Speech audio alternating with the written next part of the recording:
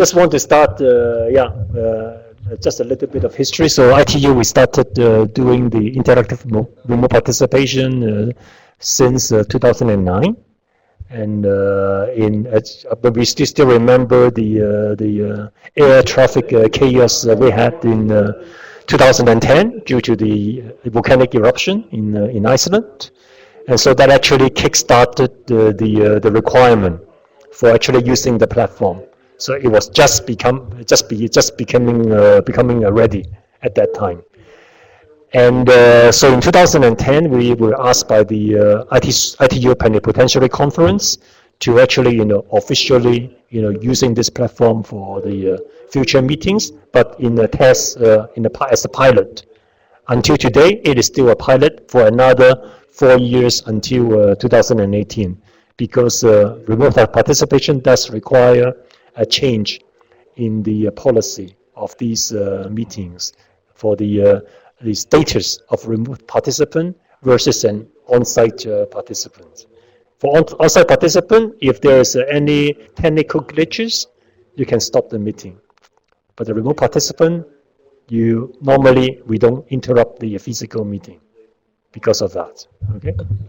So in terms of the different actors, right, in a meeting, you have the meeting organizer, and that person. I've got enough on my plate. I don't want to worry about remote participation at all. Don't talk to me about that. The conference chairman, historically, they are managing only the meeting on site. So more and more chairmen, they are aware of remote participation in the last year or so. Okay, but they are still focusing on the on-site participants. And then the secretary, okay, giving all the help to the chairman. Also, they don't want to be taking care of the remote participants as well. Too much for them to do. All right. And then you guys who are on site, remote participants, you are hindering our meeting, right? So I want the chairman to focus on us, not also on them. All right. So we try to bridge the gap between the two. Interpreters, for them, the quality of the audio is of utmost importance. All right, and so for them to suddenly, be involved in such a technology is a challenge. Is something brand new to them. So very difficult to get them to accept, okay, this new development. Remote delegates, please don't forget me. That because I'm not speaking, that means that I'm not. It doesn't mean that I'm not there, right? Okay, and then the network and the AV team, suddenly you increase their workload tremendously. In ITU, we have 22 meeting rooms. We've got 2 guys managing all the rooms, and suddenly they have to manage the technical part of this connection.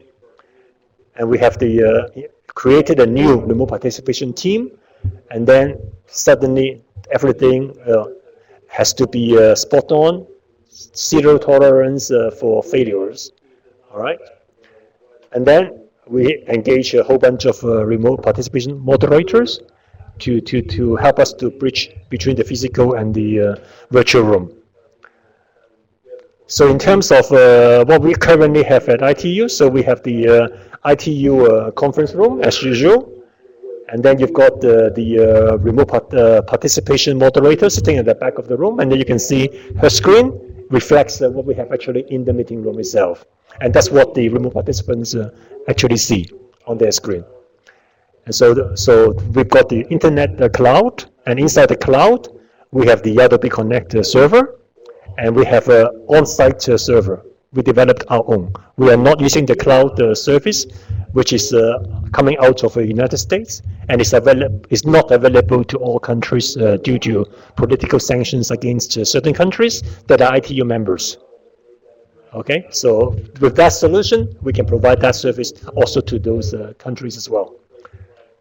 With the Adobe Connect server at ITU. ITU, okay. Yes. Yeah, and then we have the audio conference provider, and at the moment that is ZipDX. They actually help us to implement the integration of the 6 languages plus the floor into the Adobe Connect room. So what we do is we send the video feed to the Adobe Connect server.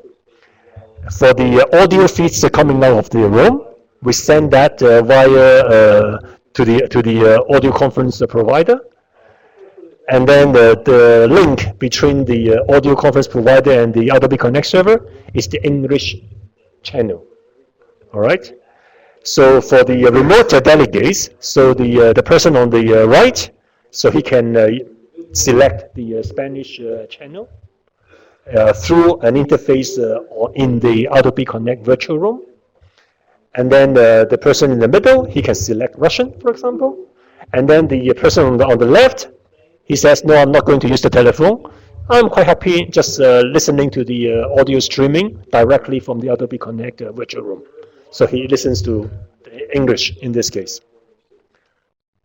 So in terms of physical connections, so some of the main meeting rooms in ITU, we have tracking cameras installed. So the tracking cameras is connected to a laptop, and the laptop through our local area network that connects to our on-site Adobe Connect server. And then for the physical meeting room, so with the interpretation, so the 7 audio channels, they connect to a hybrid phone. So that bridges the audio of the room with the telephone service, which is the IP-based telephone. And that connects directly to ZipDX in California. And then there's a SIP tunnel between the ZipDX and our Adobe Connect server for the English feed. So like this, then so any remote participants who wants to listen to one of the interpreted audio channels, they are obliged to use the telephone at the moment. And for those who are listening to the broadcast audio, which is normally English, then they can just do that on their laptop, okay, within the Adobe Connect virtual room, which our participants are doing at the moment. So in this case, so when the Mexican delegate, he has been listening on the Spanish channel on the phone, and then he is one of the speakers. So what we do is, so just before the meeting, we had a test with him. So communicating with our remote participation team. So we put him on a support channel. So that's the 8th audio channel in the meeting room itself. So the delegates on site, they are listening to the English, French, Spanish, Arabic, Russian, Chinese, and then press the floor. So your room needs to have the 8th channel available. So like this, we can do the test. So when we are happy with the test, then we'll put him on the floor channel. So that can be, so the interpreters, they can listen to it. And by the way, the test itself actually involved the chief of the interpreters. So they give the go-ahead to us. Okay, you may continue. The quality is good enough for us. Okay. So then once it's so the interpreted channel, so that can be listened, that can be heard by the on-site delegates, and then the same audio feeds are being sent to the ZipDX, and then so the Mexican delegate can continue listening to Spanish, and then the Russian delegate he decides to use a soft phone installed on his laptop, something that we have developed ourselves as well, so he can listen. So that soft phone is actually an extension of the ZipDX. Okay, so like this, he doesn't need to have a separate phone, and then the gentleman on the left continues listening in English on his Adobe Connect. So the quality of the audio is of utmost important. So just to visualize what does it mean for the interpreters. All right, so you can read that quite well. The image is being distorted by 5%. You can kind of guess what it is written. With distorted by 10%, you can no longer read it. So that's the effect for the interpreters. If it is distorted by 10%, they can no longer interpret it, because they spend only 30% of the effort listening, and 70% of the effort of interpreting. So quality is of utmost importance to them. Thank you. Question? No, it's really great. I heard from friends in ITU about their effort, but when you see how comprehensive system you have developed, and you have here the clear angle is the question of quality. You have to ensure the quality, while the probably other organizations can tolerate when you don't have that interpreter's requirement. This is the major operation. I have two questions. What in terms of resources it takes to run such a complex operation, human, financial, organizational, and second, which I ask in all rooms, have you started documenting your experience? Because one of the idea from the conference is to prepare publication on experience in e-participation. Thank you for the question. Yes. Okay. First, yeah, we have not lost what we have developed. So actually, we have put together a comprehensive guide. So you saw the 9 players, group of players, okay, involved. So actually, we've got a guide document that touches every single aspect, and we're happy to share that with our UN sister organizations. Yeah, and then what was the first question? Yeah. Question of resources.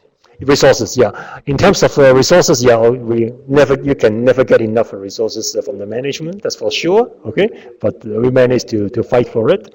Yeah. So, for example, for the moderators, okay, so we actually managed to work with the students, with the schools actually. Okay, so the students most of them are multilingual, at least 3 languages fluent. So they come to ITU, we give them training, and then we pay them 200 Swiss francs a day to help us to do the moderation. So everybody is happy.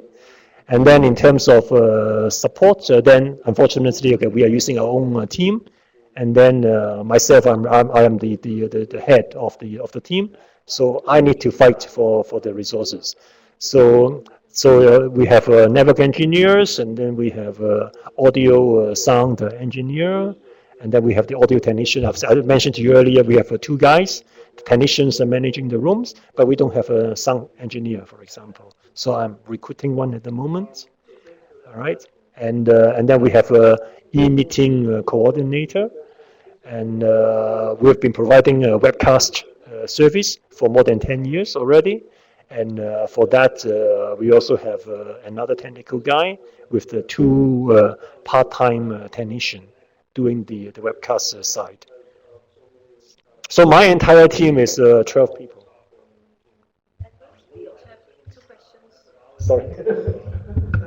We have 2 questions from Virginia Pak. The first question is, the recognition of the difficulties for meeting organizers, speakers, and moderators is very helpful for online participants to understand why remote participants are often isolated. Can this be overcome, this isolation? The second question is, has the ITU found a way to help ITU meeting in situ participants feel the presence of remote participants in the physical meeting? Is this a priority for ITU meetings to bring the groups together? Thank you for the question. Yes, it's very important that, okay, I think both questions, it boils down to the recognition that there are remote participants out there. So already for this particular event, we have almost a 50-50 percentage, okay? But in most of the ITU meetings at the moment, remote participants account for less than 5%, all right? So it's important that basically it's the chairman and the secretary that realize there are remote participants out there.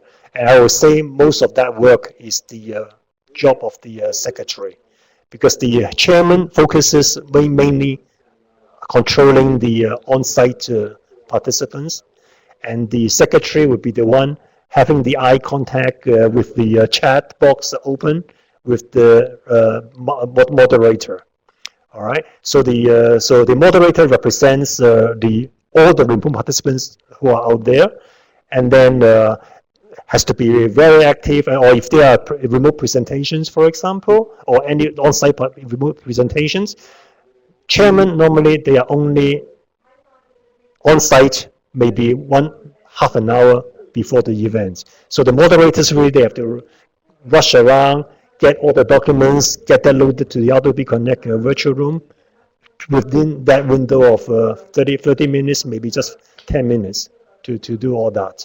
So remote participants won't be forgotten as a result. So so for the moderators, that's what we train them to do, and so far has been very successful because these are youngsters and very dynamic, and then they are not afraid to make themselves known to the chairman, to the secretary, and then with the multilingual capability, doing a fantastic job.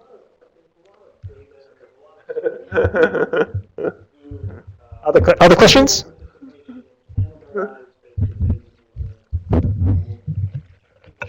Yes, in terms of the scope of the use of this tool, the remote participation, I think so far ITU only uses for the open meetings this kind of remote participation, because I have the experience of the working groups and I think they are not using that. I am saying that because in some cases, Mexico, for example, I'm from Mexico, provides some inputs about a particular issue, but sometimes they have a problem to express or to explain that in English or in French. So we of course have the preference to have this interpretation in all languages. Do you have any plans to widespread this tool for all meetings in ITU at least? Thank you for the question. Yes, they are. Yeah. So in that case, I'm sure you know that ITU we have our three sectors: Telecommunication Standardization Bureau, the Development Bureau, and the Radio Communications Bureau. And then afterwards, you have the General Secretariat. So the TSB, they actually have made this since actually end of 2014 to use remote participation for all their meetings. All right, and then for the others, they are using it for the main meetings. So the catch-up is coming along, but not as much as a TSB.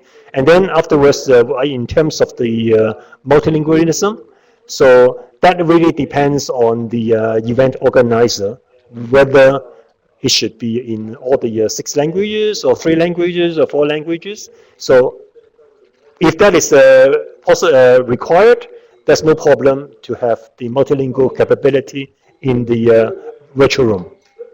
Okay, so depending on the room that you are selecting, the physical room.